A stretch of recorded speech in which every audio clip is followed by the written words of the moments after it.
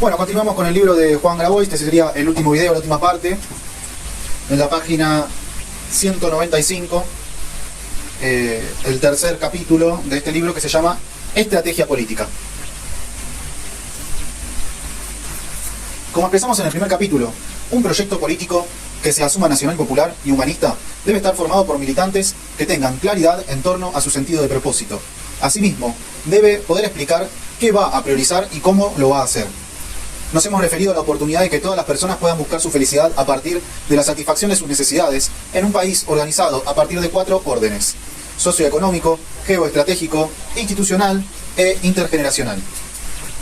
Hemos descrito los objetivos generales y particulares del Plan de Desarrollo Humano Integral, entendido como nuestro tercer plan quinquenal, señalando algunas de las políticas públicas a desarrollar e indicando la forma participativa en la que queremos abordar el perfeccionamiento del plan.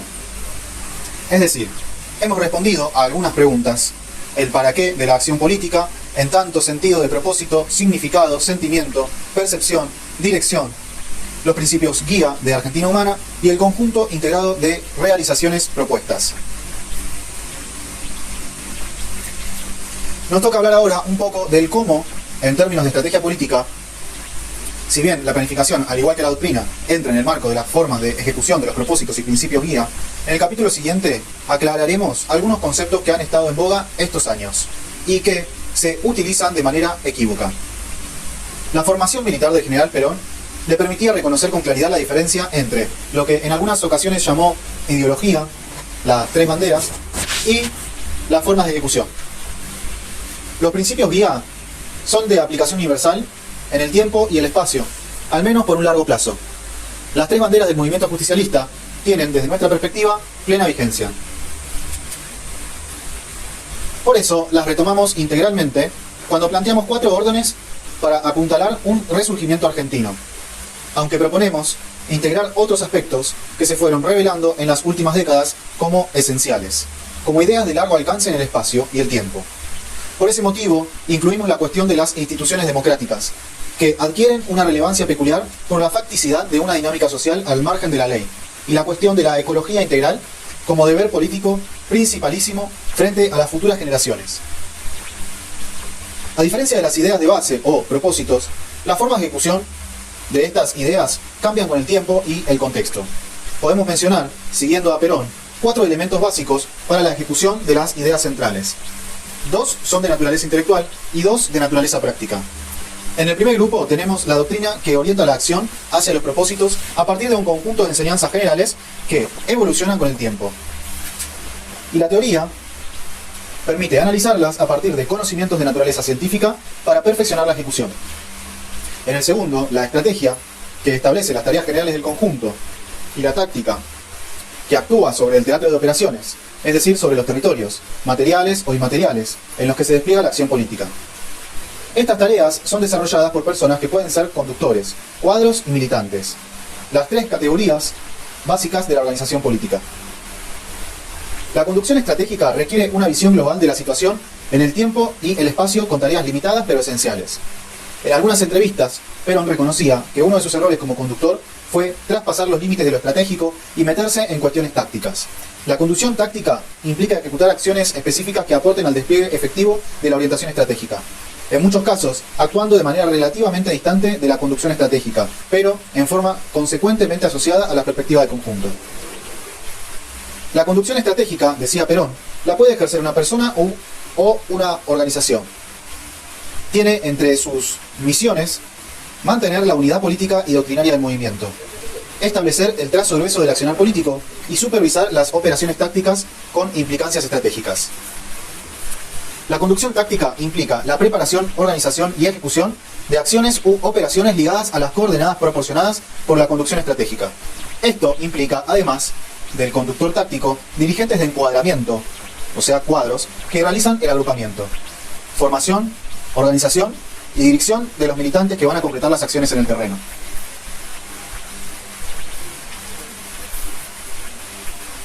Perón contrapone predicadores con realizadores como temperamentos militantes diferenciados, sin que esto implique la imposibilidad de que coexistan en la misma persona el predicador y el realizador.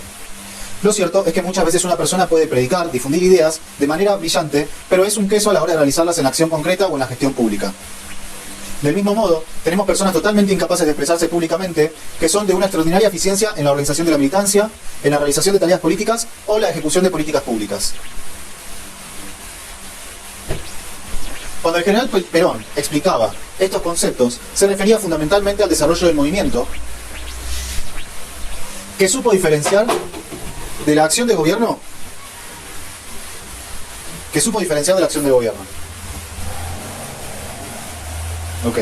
Cuando el general Perón explicaba estos conceptos, se refería fundamentalmente al desarrollo del movimiento, que supo diferenciar de la acción de gobierno. Mientras los conceptos esbozados están destinados al movimiento, la acción de gobierno está dirigida al conjunto de los argentinos y a la Argentina como entidad política. Del mismo modo, a pesar de las teorías eurocéntricas sobre la cooptación del sindicalismo, la doctrina justicialista planteaba la importancia de las organizaciones libres del pueblo, comenzando por los sindicatos, pero extendiéndose hacia los clubes de barrio o la sociedad de fomento, que tenían su propia vida interna. Este es un tema muy importante que debemos abordar. Es cierto que los conceptos reseñados para comprender las formas de ejecución son de aplicación al gobierno o las organizaciones libres del pueblo, pero también es cierto que es un vicio tremendamente dañino confundir los intereses de la fuerza política con la administración pública o subordinar el movimiento social a espacios partidarios. Primero la patria siempre, y la patria somos todos los argentinos, en perspectiva latinoamericana, de hoy y mañana. En nuestro tiempo, este vicio se vuelve más irritante aún porque ni siquiera se confunden los intereses políticos del campo nacional popular con los deberes de gobierno. Muchas veces se confunden con los intereses de pequeñas facciones que abordan una política pública como si fuera una propiedad privada y en función de sus pequeños procesos de acumulación sectarios y excluyentes. En la perspectiva de la Argentina humana, no hay lugar para eso. Todos los órdenes de ejecución están subordinados a los principios basales y los objetivos del plan. La conducción estratégica, en cabeza de la presidencia, tiene que garantizar esta subordinación, armonizando la tarea de los distintos comandos tácticos. Esos, en cabeza de las 4 mesas interministeriales que despliegan cada orden referido previamente, son responsables de la ejecución. Los funcionarios tienen que funcionar. Algunos lo harán con actitud militante, otros con actitud burocrática. Las dos cosas son útiles y necesarias. Es insoslayable para garantizar el orden intergeneracional, construir una burocracia estable, eficiente y profesionalizada en cada área técnica de ejecución. Desde luego, la actitud militante agrega un plus de sentido, porque idealmente implica una vocación de servicio y un compromiso ideológico con el plan, pero no puede subestimarse la necesidad de aptitudes técnicas de excelencia. En la breve pero rica experiencia de gestión de nuestro ecosistema político, hemos intentado que los responsables de espacios de ejecución sean representativos de los sujetos a quienes va dirigida determinada política pública. Se trata de políticas que se enfocan en realizar los derechos que emergen de las necesidades que ahora simbolizamos con el poliedro de Evita. Así, la persona responsable de la integración sociourbana de los barrios populares debía ser una mujer de los barrios populares. La persona responsable de garantizar la conectividad de Internet en territorios rurales debía ser del mundo de la comunicación comunitaria. La persona responsable de garantizar las políticas de reciclado, una persona que emerge del movimiento de recicladores, etc. Este abordaje posibilita un doble compromiso con el plan trazado, por pertenencia personal y por convicción política. Y esa sensibilidad particular de quien conoce de primera mano lo que significa la exclusión de un derecho, pero no necesariamente brinda las habilidades técnicas necesarias. Es por ello que se requieren equipos formados permanentes que puedan responder a los requerimientos específicos del plan. Una tarea del orden institucional es recuperar el espíritu de la Escuela de Administración Gubernamental para contar con una burocracia técnica eficiente y permanente. La metodología que planteamos funciona como un trípode fluido entre fuerza política, movimiento social y gobierno popular. Cada elemento del sistema tiene su propia dinámica, pero está en permanente interacción con los otros dos. La fuerza política está abocada a la movilización para la obtención del poder. La formación política y la difusión de las ideas, el movimiento social, posee fundamentalmente una función reivindicativa, sindical, territorial, sociocomunitaria y o productiva, que hace a las necesidades inmediatas del pueblo. El gobierno popular está a cargo del desarrollo del plan quinquenal y la administración de los asuntos públicos de carácter general, sin exclusiones. Esta forma ecosistémica de comprender los flujos que conforman un movimiento orientado por un mismo sentido de propósito, pero relativamente desestructurado en sus formas de ejecución, causa un impacto en nuestra perspectiva de la representación política. El movimiento social y la fuerza política nutren de cuadros la estabilidad gubernamental, el Poder Ejecutivo, y los organismos de representación, el Legislativo, que una vez en funciones deben saber cumplir el rol que se les asignó. Sin embargo, el movimiento social debe mantener su rol de tensión frente a las estructuras institucionales y la fuerza política para recordarles permanentemente a los representantes para qué están y a qué príncipe responden.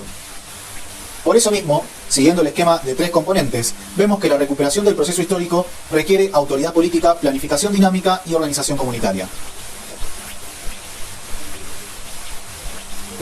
1. Autoridad política. Está en el plano de la conducción estratégica y debe ejercerse sin medias tintas conforme a las atribuciones constitucionales. Su deber es sostener los principios guía expresados en el Poliedro de Evita y los 4 órdenes, garantizando la ejecución del plan quinquenal a través de la supervisión de los funcionarios, auxiliares de la conducción. Solo debe involucrarse en decisiones tácticas con impactos estratégicos. 2. Planificación dinámica. Implica el diseño y rediseño permanente del plan quinquenal para ajustarlo por aproximaciones sucesivas sin relegar los objetivos principales y las misiones establecidas en cada uno de los 4 órdenes. 3. Organización comunitaria. Además de su aporte a la elaboración del plan, cumple un rol fundamental en su ejecución. Nuestra visión no es estadocéntrica, sino que implica una dinámica tripartita entre sector público, privado y comunitario. En esto se realiza el principio de subsidiariedad. La comunidad organizada, además de proponer, criticar y defender el plan, es parte fundamental de su ejecución. En conclusión, distinguir con claridad los principios basales de la forma de ejecución nos permite diferenciar con claridad lo esencial de lo contingente, lo mutable de lo permanente. Asimismo, entender la especificidad del movimiento social y la necesidad de que ejerza una tensión permanente es abordar integralmente el problema de la dinámica de poder que se produce incluso al interior de gobiernos populares. Estas enseñanzas se aplican a la resistencia frente a la ofensiva contra los derechos del pueblo, el predicamento de la esperanza frente a la desilusión, la recuperación institucional del gobierno y el desarrollo del tercer plan quinquenal como continuidad de un proceso histórico que nos antecede. En ese sentido, en las próximas páginas vamos a esbozar algunas de las tareas que tenemos por delante en tiempos de deshumanización, bronca y desesperanza.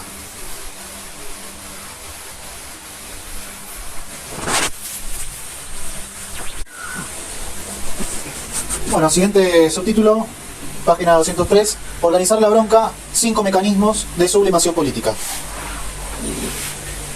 Según los encuestadores, hay 3 sentimientos predominantes en el pueblo argentino en torno a la situación del país.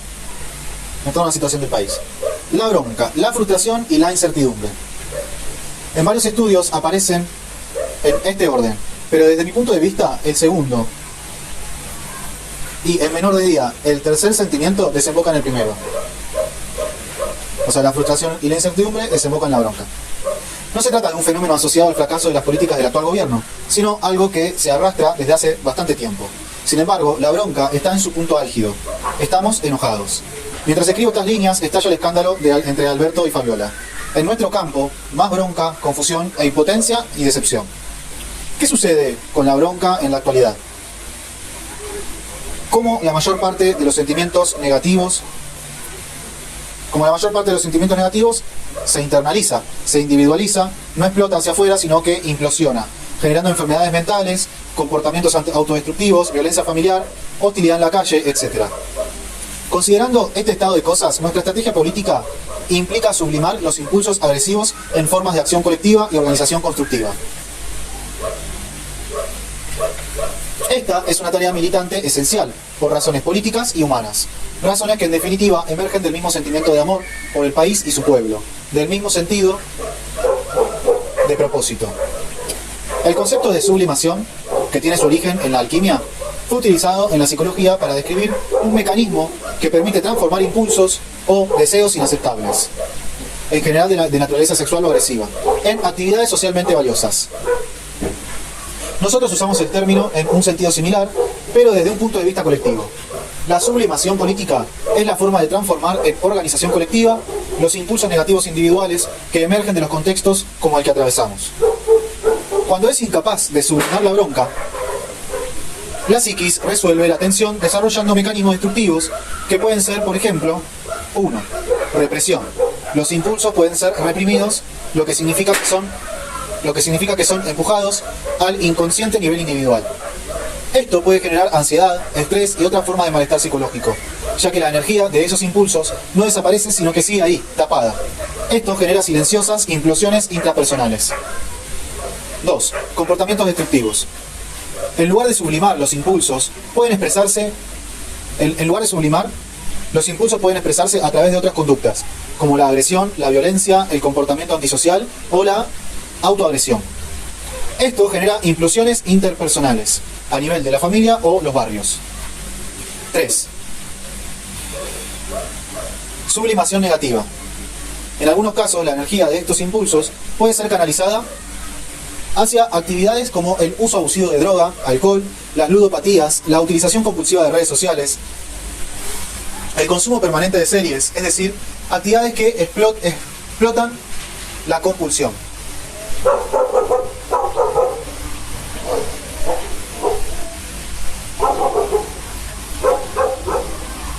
Seguir al Guasón, ese personaje tan logrado de la película Joker de 2019, dirigida por Todd Phillips y protagonizada por Joaquín Phoenix.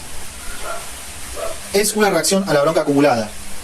Seguir al Guasón es una reacción a la bronca acumulada. La marginación, la desigualdad y la alienación que no encuentran un canal de sublimación positiva.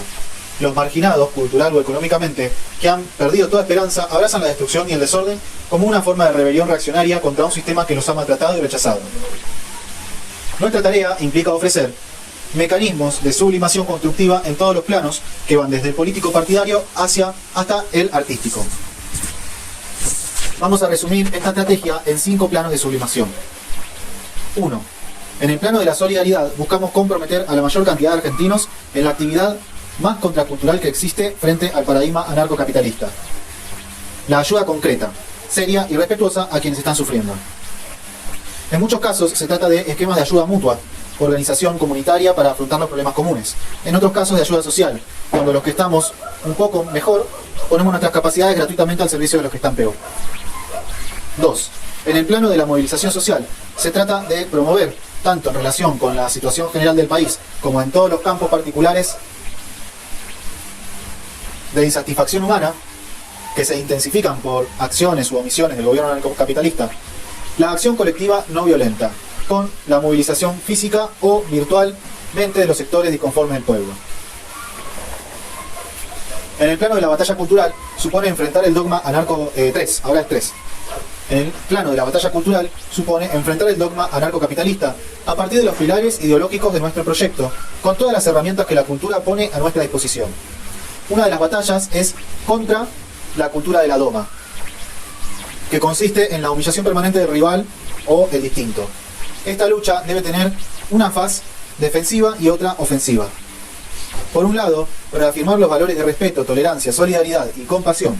Por otro, asumir un espíritu indomable, no bajar nunca la cabeza, no dejarnos correr y contragolpear frente a cada intento de doma.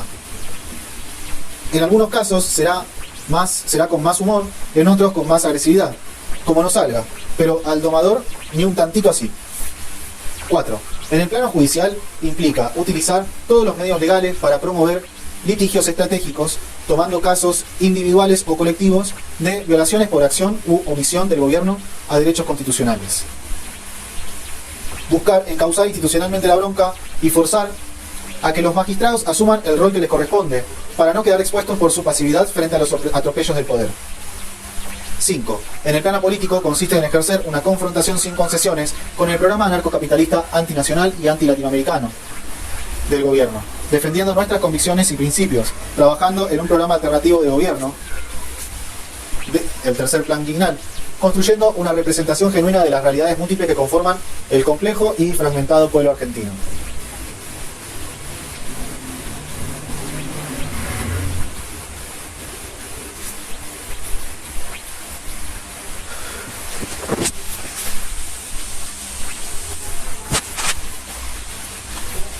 Siguiente subtítulo, página 209. Amasar la esperanza con ciencia y paciencia. Con ciencia y paciencia.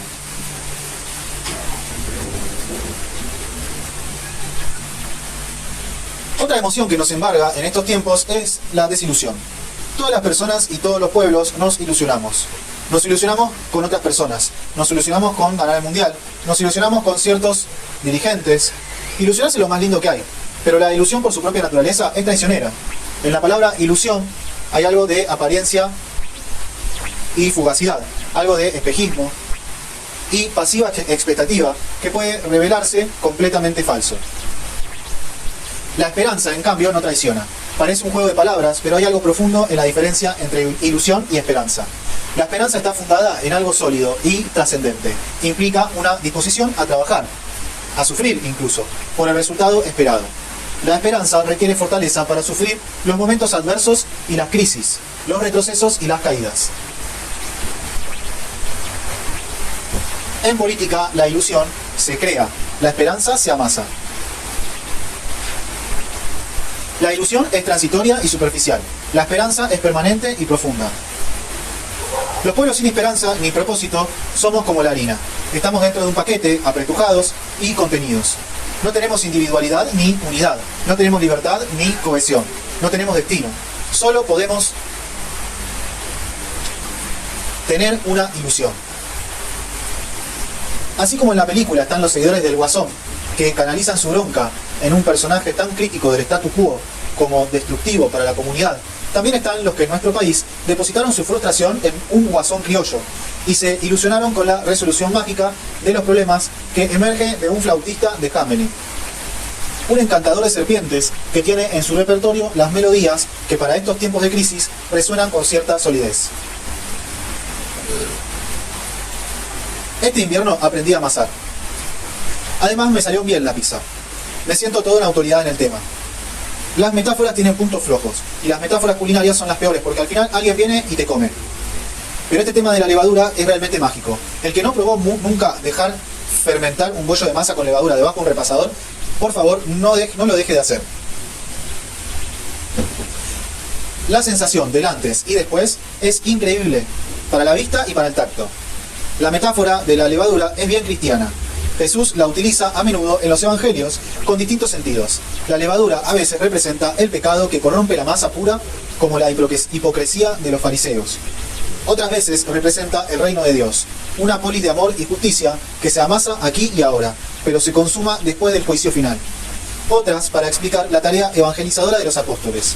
Cuando Jesús dice, el reino de los cielos es semejante a la levadura que una mujer tomó y escondió en 3 medidas de harina, hasta que todo quedó fermentado, explica que silenciosa y humildemente algo puede crecer y extenderse de manera poderosa, influenciando y transformando todo.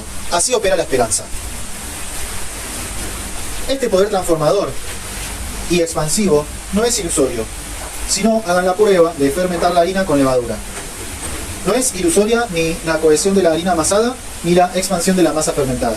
Es producto del trabajo consciente en la mezcla y la paciencia en la fermentación. Así debe ser nuestra acción militante, consciente y paciente. En nuestra metáfora, la harina es el pueblo organizado, el agua es el propósito y la levadura es la esperanza. Así como debemos sublimar la bronca a través de la acción organización colectiva, tenemos que amasar el futuro dándole un propósito a nuestra militancia y expandiendo sobre nuestro pueblo la levadura de la esperanza. Por suerte, la levadura es un microorganismo, específicamente un hongo unicelular, que se encuentra naturalmente en el ambiente.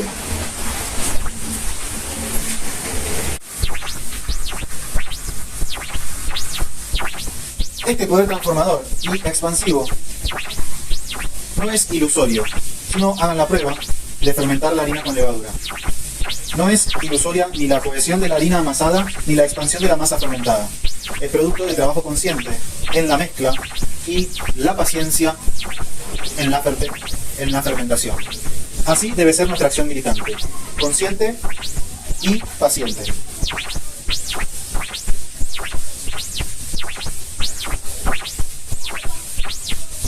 En nuestra metáfora, la harina es el pueblo organizado, el agua es el propósito y la levadura es la esperanza. Así como debemos sublimar la bronca a través de la acción organización colectiva, tenemos que amasar el futuro, dándole un propósito a nuestra militancia y expandiendo sobre nuestro pueblo la levadura de la esperanza. Por suerte, la levadura es un microorganismo, específicamente un hongo unicelular, que se encuentra naturalmente en el ambiente. Y no tenemos que inventar nada. El propósito se halla en la memoria histórica y la identidad cultural de nuestro pueblo. Solo debemos tomarlo, esconderlo en la mezcla con la ciencia, y esperar con paciencia. La organización popular, la masa, tampoco hay que inventarla. La Argentina es una bucólica selva de organización popular que se filtra en cualquier rendija. Levantás una piedra y hay una organización. Levantás una piedra y hay un dirigente. Todos con sus propósitos específicos, esperando el fermento del propósito general. Para bajar la metáfora al plano de la acción política, quisiera retomar un concepto del general Perón, cuando establecía los roles en el contexto de la formación de militantes. Para bajar la metáfora al plano de la acción política, quisiera retomar un concepto del general Perón, cuando establecía los roles en el contexto de la formación de militantes, cuadros y dirigentes. Como dijimos, los predicadores son aquellos que inculcan el propósito y la doctrina a través de la palabra, y otras formas de expresión como el teatro, el cine, la literatura, etc. son necesarios para inspirar y orientar a la comunidad. Los realizadores son los que ejecutan acciones concretas que se traducen en realidades efectivas. Son esenciales para llevar a cabo los planes y proyectos del movimiento, pero también para darle materialidad a lo que se predica. Aunque un militante integral debe realizar las dos funciones, la inclinación natural de algunos es predicar y la de otros es realizar. Son dos formas de acción política necesarias para amasar la esperanza. Sin embargo, no pueden estar disociadas. Las palabras sin obras se las lleva el viento.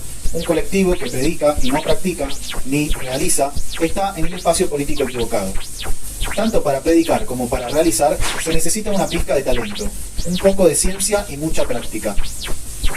Un gran predicador, Jorge Bergoglio, decía que la homilia, la parte de la misa donde el sacerdote explica el Evangelio, debía ser breve y efectiva. No más de 10 minutos en los que el predicador debe dejar a la audiencia con una imagen, una idea y un sentimiento que puedan llevarse con ellos durante la semana. Una imagen, una idea, un sentimiento.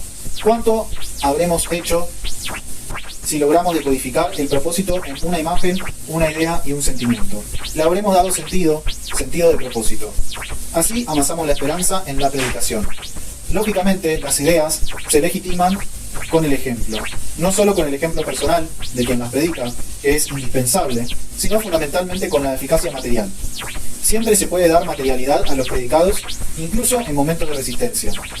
Las realizaciones parciales, pequeñas, prefiguran la acción de gobierno y las realizaciones generales. Es la cantidad que busca transformarse en cualidad. El agua que va subiendo grado por grado su temperatura hasta transformarse en el vapor que penetra todo.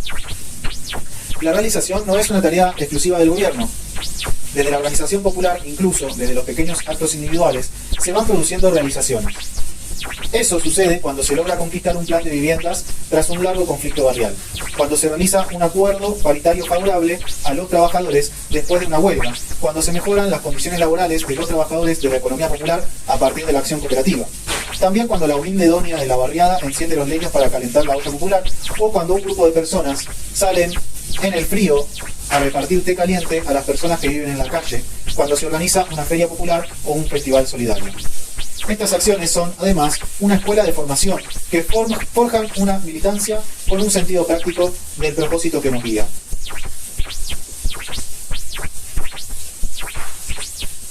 Recuperar el gobierno. 10 lecciones de la lucha electoral.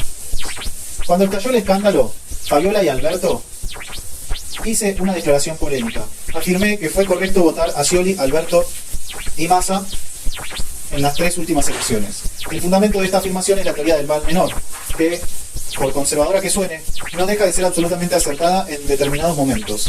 ¿Qué íbamos a hacer frente a Macri, Bullrich o Milei?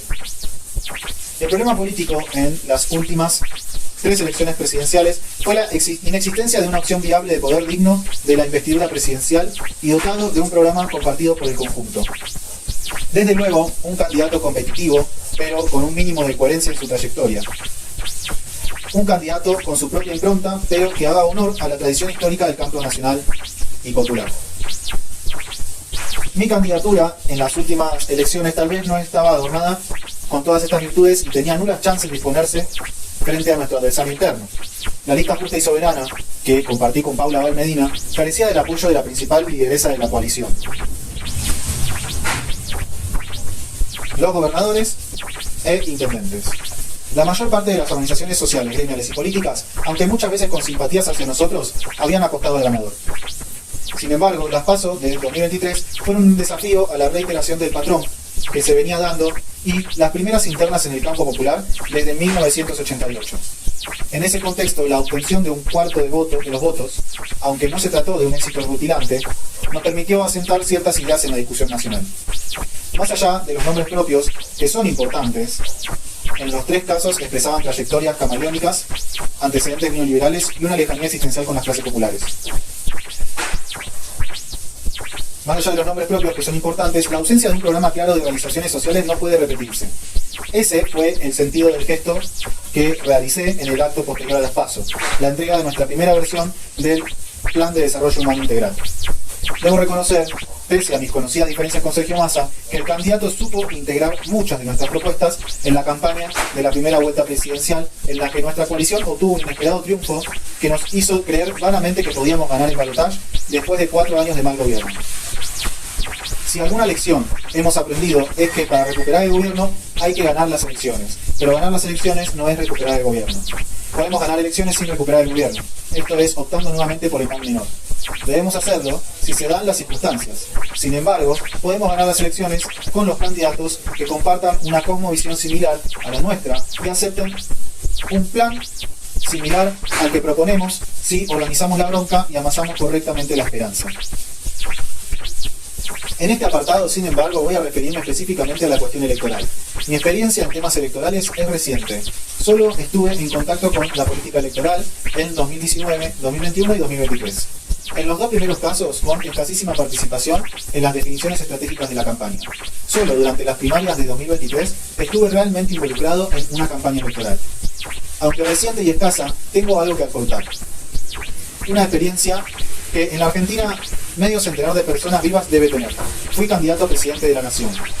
Bueno, en realidad fui precandidato porque competí en una primaria abierta, no en una elección general. Pero de todas formas tuve que afrontar una campaña nacional.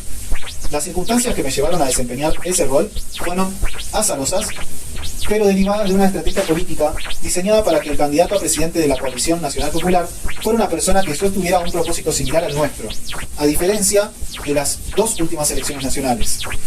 La firmeza en esta decisión generó las condiciones para que resultara imposible un candidato de unidad, girado hacia la derecha proempresarial. La cosecha electoral fue más que satisfactoria en relación con nuestras expectativas. Conseguimos alrededor de 1.5 millones de votos, casi un 6% del total.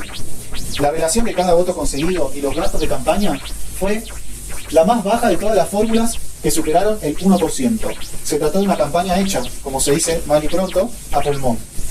Podría decir que artesanal, si no fuera porque el equipo de comunicación, aunque compuesto exclusivamente por militantes, mostró un desempeño profesional.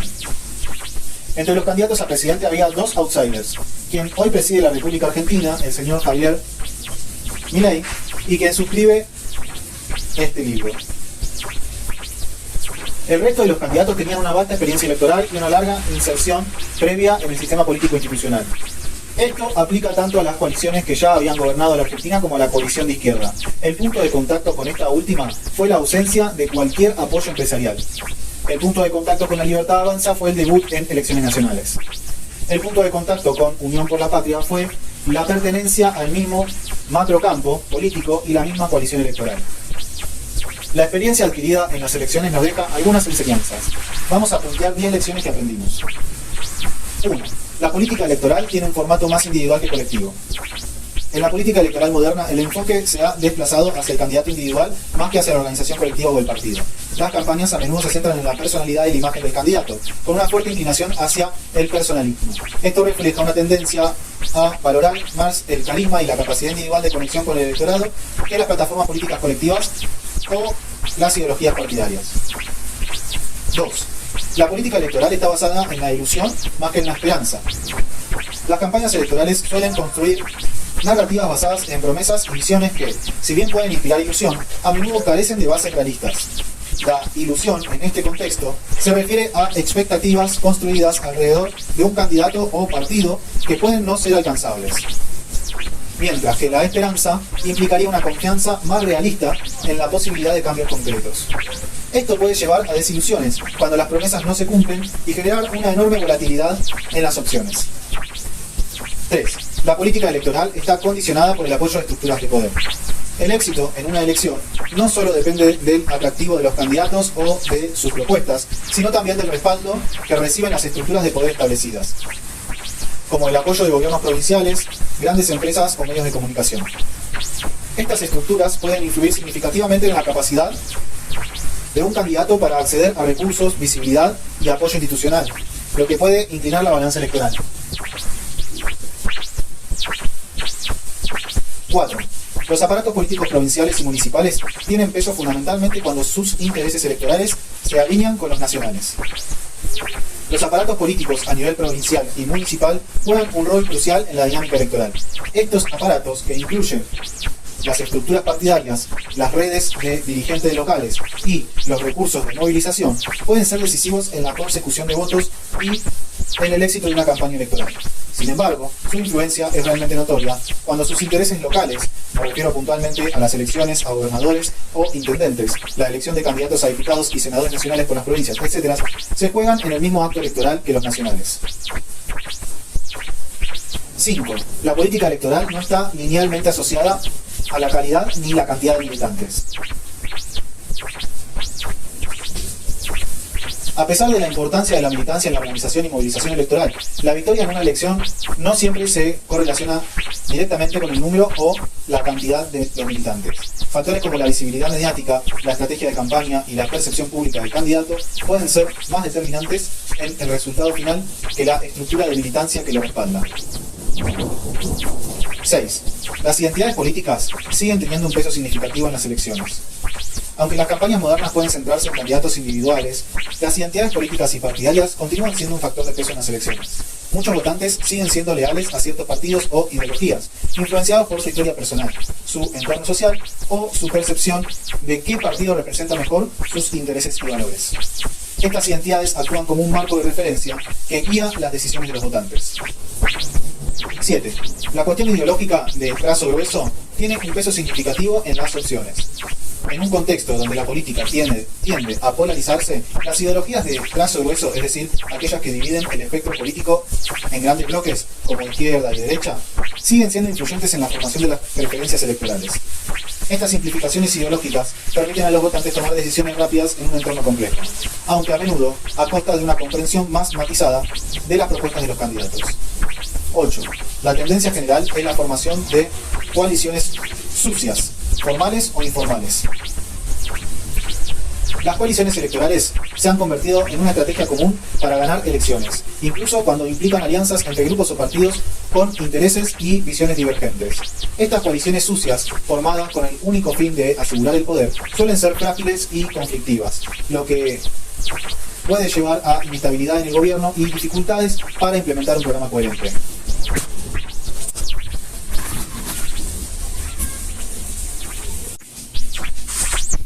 8. La tendencia general es la formación de coaliciones sucias, formales o informales. Las coaliciones electorales se han convertido en una estrategia común para ganar elecciones. Incluso cuando implican alianzas entre grupos o partidos con intereses y visiones divergentes. Estas coaliciones sucias, formadas con el único fin de asegurar el poder, suelen ser frágiles y conflictivas, lo que puede llevar a inestabilidad en el gobierno y dificultades para implementar un programa coherente. Los medios de comunicación tradicionales pierden peso frente al rol de las redes sociales. La influencia de los medios tradicionales está en declive en su forma clásica, siendo reemplazada cada vez más por las redes sociales como principal plataforma de información y persuasión política.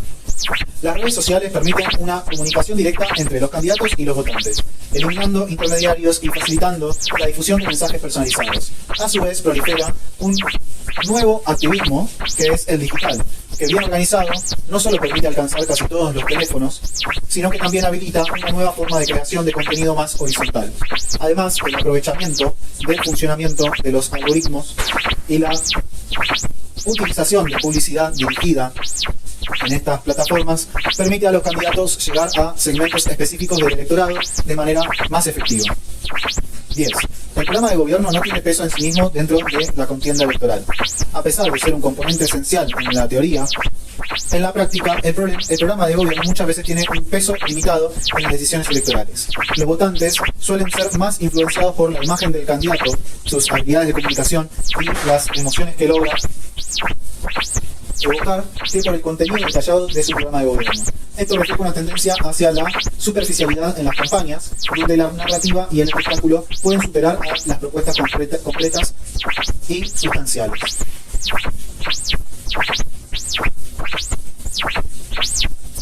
Retomar el proceso histórico. El gobierno no es el poder, ni siquiera es el Estado. El gobierno, Poder Ejecutivo Nacional, permite por sí mismo una cantidad limitada, aunque significativa, de acciones. Esto está condicionado por dos dimensiones, una institucional y otra práctica. La primera tiene que ver con las características de la democracia liberal republicana. En este plano, el gobierno es solo una parte del entramado estatal. No constituye el poder público en su totalidad. Lo comparte con el poder legislativo y el judicial. Está sujeto a mecanismos administrativos que debe respetar. También a las leyes, la Constitución, los tratados internacionales. Está restringido por el presupuesto anual. Además, el gobierno es temporal. Depende de los ciclos electorales relativamente cortos, aunque requiere una actualización. Este sistema de pesos y contrapesos, ideado originalmente por el ilustrado Montesquieu, tiene un sentido: evitar las formas estatales del totalitarismo. Y digo estatales porque hay formas más sutiles de totalitarismo que estos mecanismos no evitan. Esto se relaciona con la segunda dimensión, fáctica, para-institucional, ajena al entramado institucional, pero que en esta etapa histórica cuenta con un poder inmensamente superior que el gobierno propiamente dicho. Son las fuerzas invisibles que operan fuera del orden democrático. Además de influir en el poder ejecutivo en forma directa, tienen ascendente sobre los otros dos poderes. Poseen la capacidad de horadar la política para defender su agenda e impedir que el gobierno desarrolle su programa. Estas fuerzas son fundamentalmente las élites locales, el poder económico global, la geopolítica de los estados potencia y el denominado Deep State, estado profundo, particularmente inserto en el poder judicial, que influyen de manera significativa para promover o bloquear decisiones, sostener o desestabilizar gobiernos, sin estar sujetas a los mecanismos de control y responsabilidad democráticos. Aunque son fuerzas con contradicciones internas, existe un bloque dominante en la Argentina con vocación oligárquica, es decir, que no solo defiende intereses corporativos como un grupo de presión, sino que pretende gobernar detrás del trono.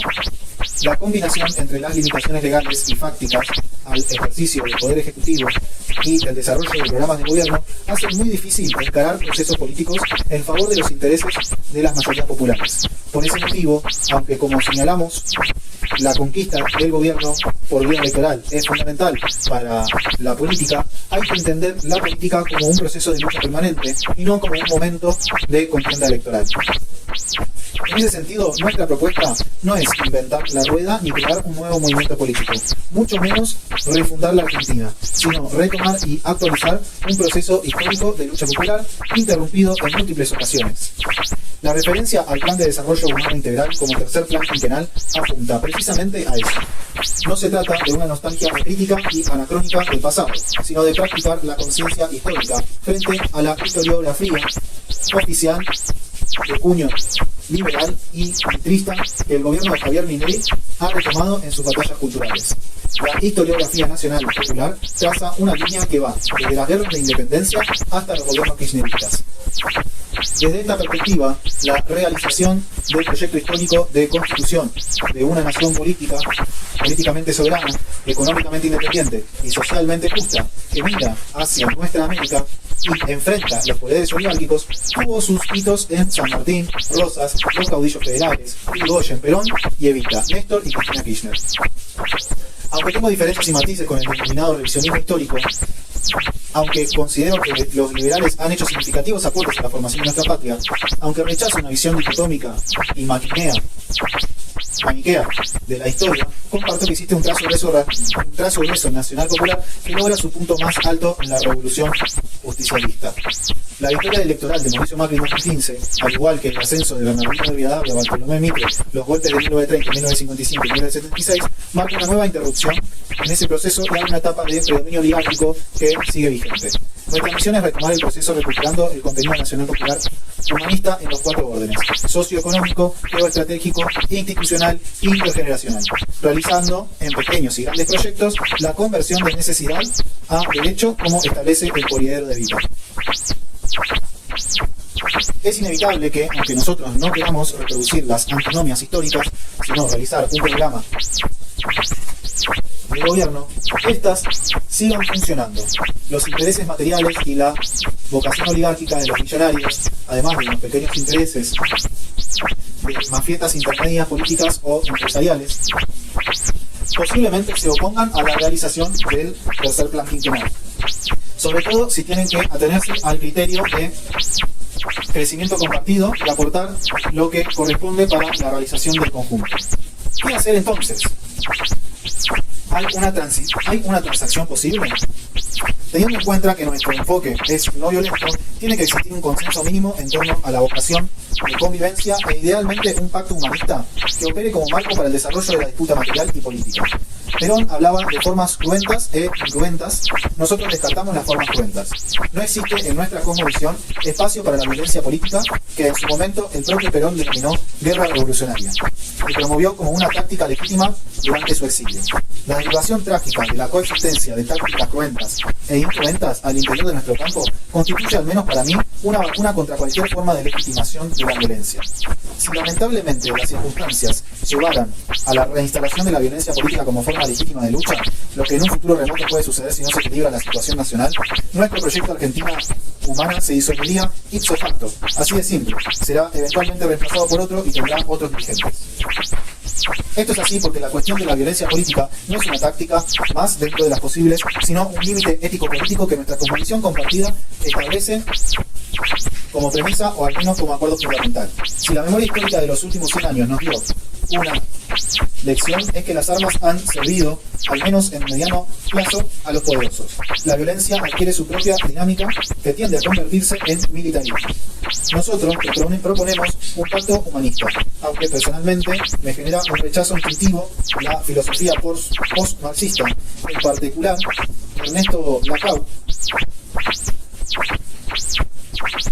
el modelo agonista de Chantal Mouffe, promueve, escribe académica y elegantemente a qué nos referimos.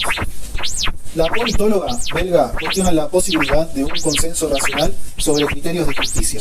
No cree que se logre ni por la deliberación que permite llegar a un modelo racional de sociedad, ni aplicando el velo de ignorancia, donde todos nos imaginamos las reglas ideales, prescindiendo de nuestra posición originaria en términos de clase, género, etnia, etc.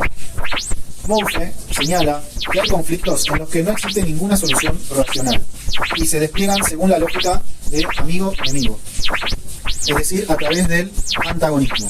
Son, tal vez, las famosas contradicciones antagónicas de las que hablaba Marx, que no pueden resolverse sin una lucha a muerte que invariablemente será violenta. Sin embargo, Mouffe propone otra solución: transformar los antagonismos en agonismos. Los enemigos se convierten en rivales que disputan el contenido de la democracia, porque dentro de la democracia no hay lugar para antagonismos. Se debe reconocer al rival como un actor legítimo sin desconocer que existe una disputa por el contenido de la democracia. El otro camino, el antagónico, deriva necesariamente en violencia y guerra civil.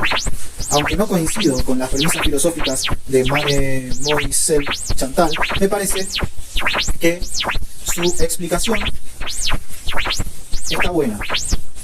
Pone los puntos sobre las IES sobre las I en relación con los límites y la posibilidad de la democracia. El pacto humanista que nosotros promovemos no consiste en acuerdos en base a un plan de gobierno, sino en el reconocimiento de la legitimidad de nuestro plan quinquenal por parte de nuestros rivales. La Argentina que conocemos, que proponemos, ¿tiene derecho a existir si el pueblo mayoritariamente la elige? Si nuestros rivales aceptan eso, hay un primer acuerdo. Esto no implica que no luchan, sino que mantengan su lucha dentro de los mecanismos legales. Del mismo modo, debemos actuar nosotros. Dado este pacto, que denominamos humanista porque implica una base mínima de consensos en torno al derecho a existir del otro y la legitimidad de sus reivindicaciones, se abre una etapa de negociación permanente que debe ser institucionalizada. No se trata de una negociación meramente parlamentaria o partidocrática, sino fundamentalmente de una negociación socioeconómica multiversal.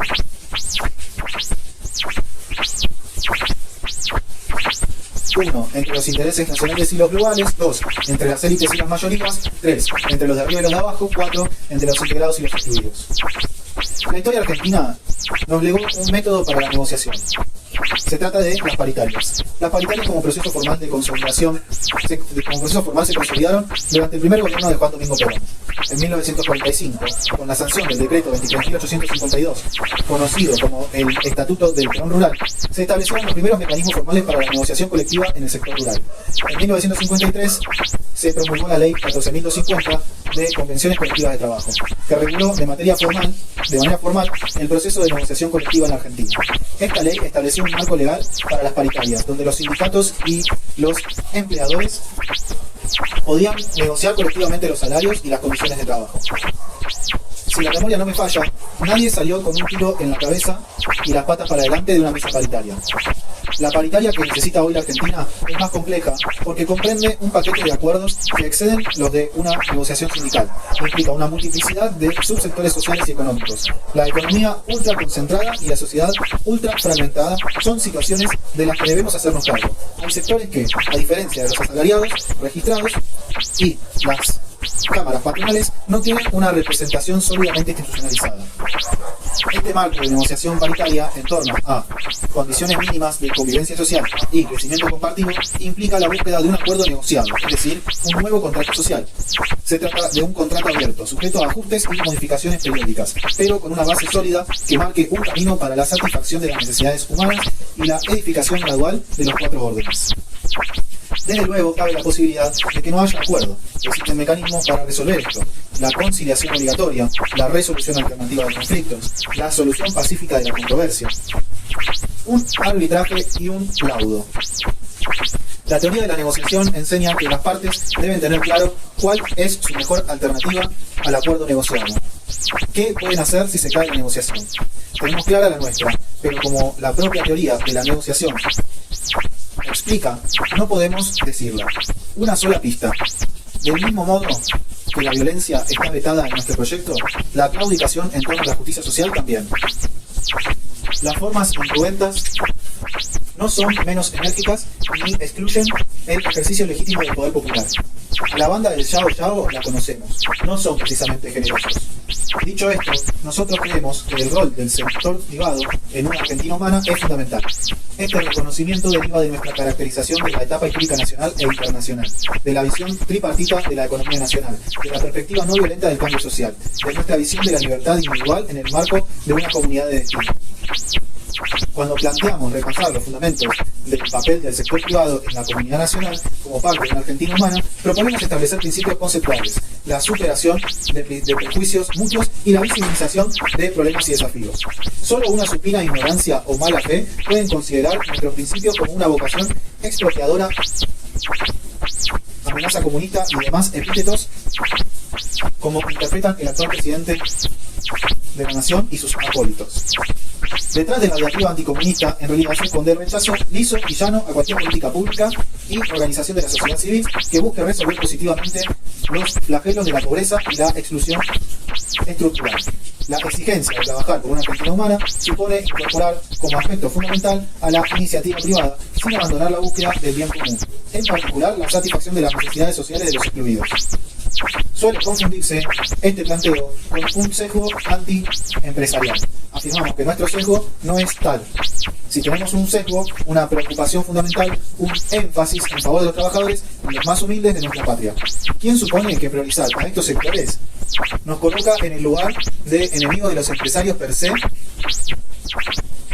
No hace más que revelar una mirada clasista e insensible, además de estúpida.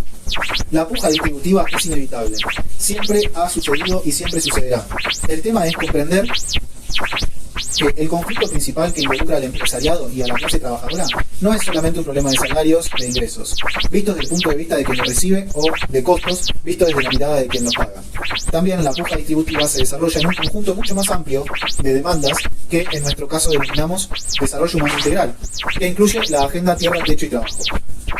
Lo que estamos planteando es que construir un nuevo acuerdo social básico, del que el empresariado debe ser parte, requiere sentarse a la mesa y abordar una paritaria, que va mucho más allá de las condiciones salariales y de trabajo. En resumen, dejo de las retóricas cínicas que buscan convencer a la población trabajadora de que goza de condiciones de vida por encima de las que pueda esperar una Argentina humana. Solo será posible si se consigue entender que no hay sustentabilidad posible para un proyecto de país sin abordar y erradicar al menos las injusticias más extremas. La convicción de quienes integramos Argentina Humana es construir un vínculo sano, sin amiguismos, con reglas claras entre la dirigencia política y el empresariado. Reglas que permitan al empresario obtener una rentabilidad que recompense su iniciativa y los riesgos tomados. Contar con un Estado que sea un socio en términos de servicios y de infraestructura, así como que proteja actividades estratégicas frente a las grandes corporaciones globales, en interés de la comunidad nacional. Es decir, compartimos el objetivo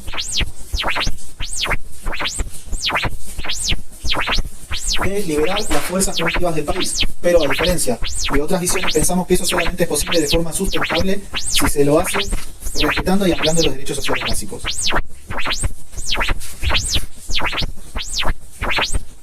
En otros términos, no deben esperar de nosotros que califiquemos a los grandes empresarios como héroes. Incluso cuando ocurre que hay empresarios que legítimamente optan por amplificar su voz en la sociedad y expresar posiciones políticas antagónicas con las nuestras. Podemos discutir con ellos a veces fuertemente, pero calificar muy duramente las opiniones políticas de un empresario no equivale a trasladar esa misma calificación a la actividad de sus empresas, que en cambio puede ser sumamente meritoria. Esto nos sucede concretamente con el caso del fundador de Mercado Libre, una compañía que en muchos sentidos es un buen ejemplo en términos de innovación tecnológica e inclusión financiera, pero cuyo dueño, Marcos Galperín, expresa posiciones que resultan antinacionales y antipopulares. Galperín es un político y como tal lo combatimos.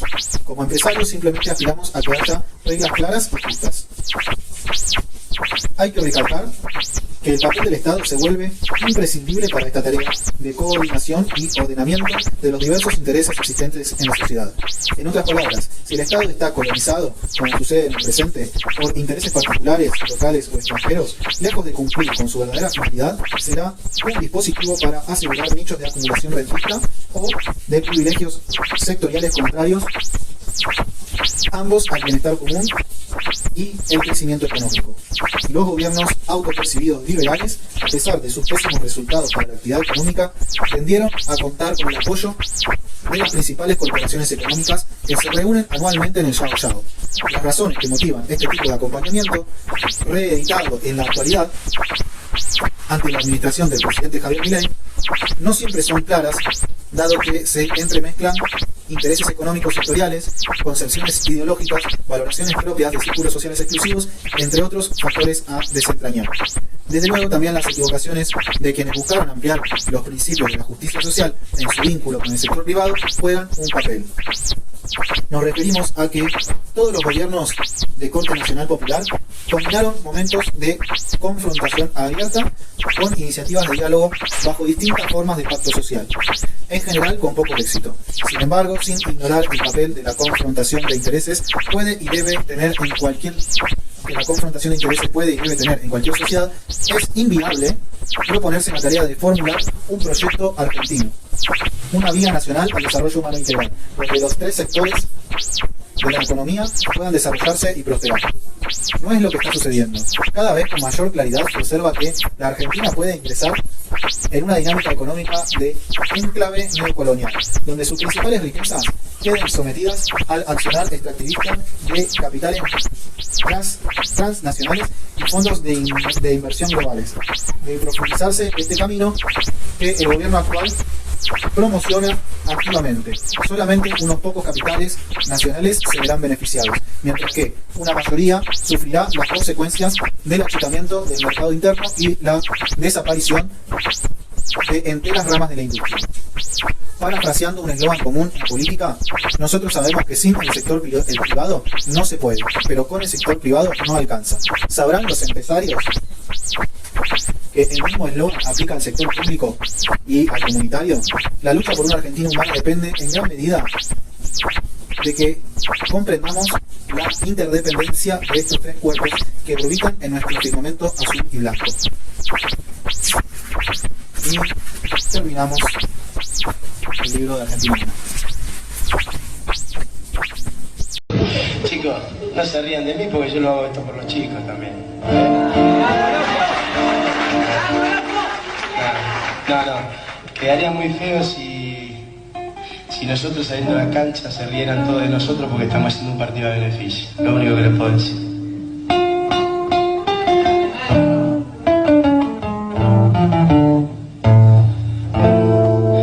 Perdóneme, doctor, si yo he venido a rogarle que me diga si es verdad. Van 3 noches, se lo juro, no he dormido pensando en tan hermosa realidad.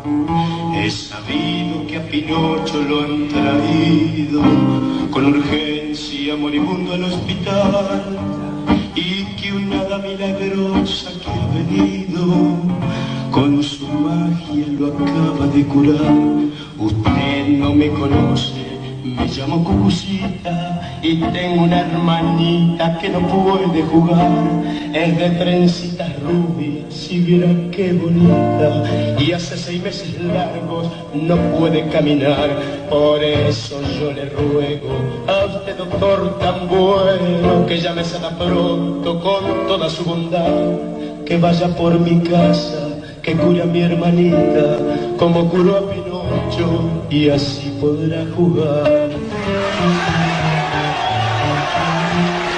El médico asombrado lo miraba y en sus ojos una lágrima asomó, y mientras lo abrazaba murmuraba: muy pronto sanará si crees en Dios. Corrió a casa llorando de alegría y en los brazos de la madre se durmió, y en el sueño vino el hada que pedía y al instante la nena caminó. Usted no me conoce, me llamo Cucucita y tengo una hermanita que no puede jugar. Es de trencitas rubias, si vieran qué bonita, y hace 6 meses largos no puede caminar.